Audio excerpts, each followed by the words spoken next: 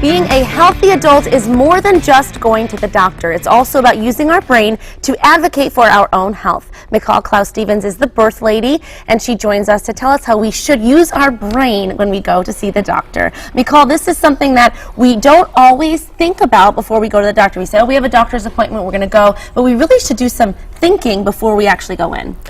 Yes.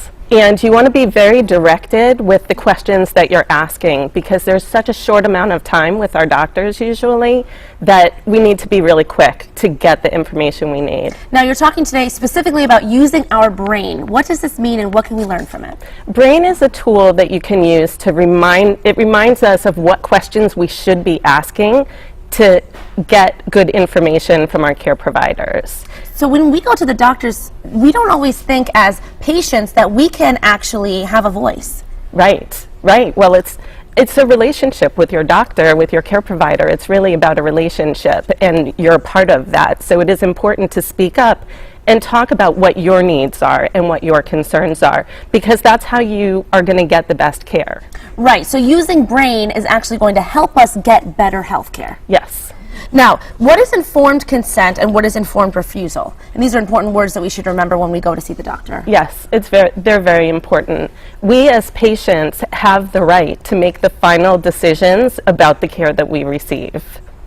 So it's up to us to decide if we want to accept the treatment plan that our care provider offers or if we want to refuse it.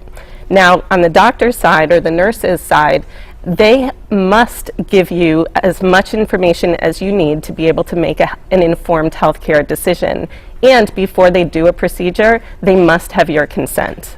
So these are important things that we need to know as patients. Now let's take a look at this brain and see how it works. So we're going to show you, it's an acronym. Right. And we can use this when we go in and to remember what we need to ask. So take us through this, McCall. Okay, so B stands for benefits. What are the benefits of doing this procedure?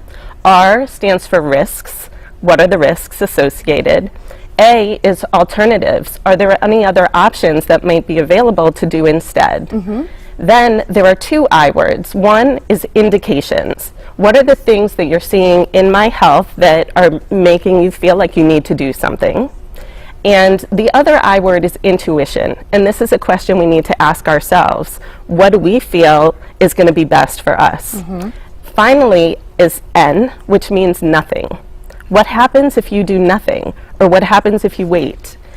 And this is important because a lot of times doctors feel pressured to take some kind of action or to prescribe something because they think that's what their patients want. But we as patients interpret that as needing to do something for our health. So when you ask what happens if we do nothing or what happens when we wait, you get a lot more clarity about what actions are essential. Exactly, and that's how we can use our brain to get the best health care possible. Thanks so much, McCall. And there are some other things that you provide, and they'll be on our website to help you through this process. Appreciate having you here. Thank you. Coming up on the